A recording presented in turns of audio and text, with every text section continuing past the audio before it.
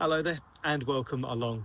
The Garden the Bend here with your next rose review, and this one is unreservedly the best blue rose on the market. Launched in 2003 and winner of the very coveted Rose of the Year of 2003.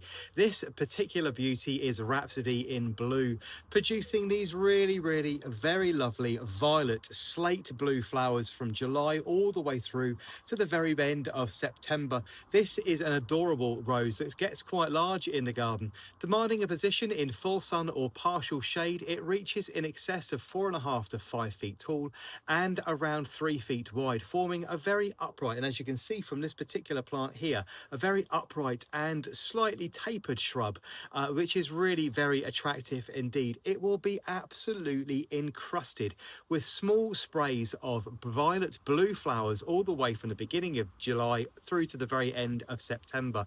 I'm going to cut some and bring them nice and close to the camera for you because it's a really lovely colour combination on this particular rose.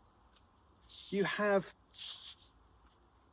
very flat matte foliage with very little sheen whatsoever. It's got a lovely grey green tinge to it, which picks up on the beautiful slate coloured flowers which fade to this beautiful violet colour, the two matching together really beautifully. I say large or small sprays of flowers are born in July, August, September and sometimes into October. Semi-double flowers produced in 5, 6, 7s, 8s and sometimes even 9. The flowers are semi-double and open from violet pink buds, as you can see here, and then open to a very loosely formed semi-double flower with a beautiful collection of golden stamens right in the very center.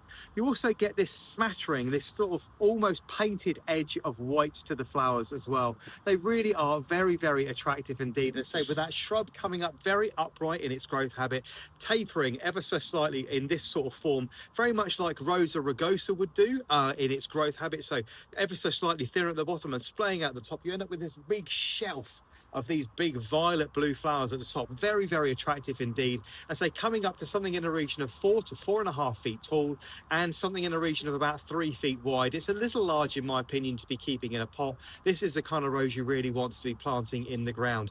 It is, in my opinion, heavily related to Rose rugosa. It has quite large amounts of thorns barbed on it, so it's going to be rated today with a medium thorn count. The fragrance on this one is quite nice as well. As you'd expect, it's packed full of honey.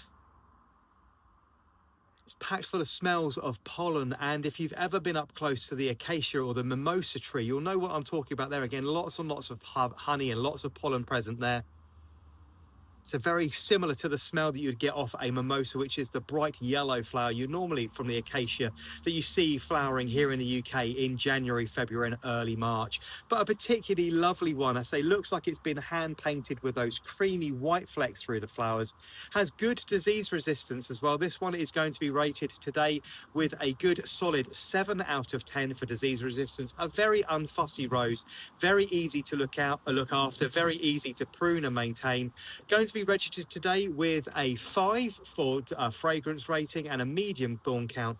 A really nice rose. I say one of the best blue roses on the market. As many of you will know, blue and red don't really appear in roses particularly easy. Getting a variety to be this stable, this color is not easy to do and is a real testament to its breeding, which is why it's such a very good rose. This violet blue color not really appearing in the rose world very often, very difficult to get to be stable and very difficult to actually sort of get to be strong and healthy, but this one actually manages it. Say winner of the very coveted Rose of the Year award here in the UK for 2003 when it was first launched. A particularly nice variety with good disease resistance, very interesting colour. This one is Rhapsody in Blue.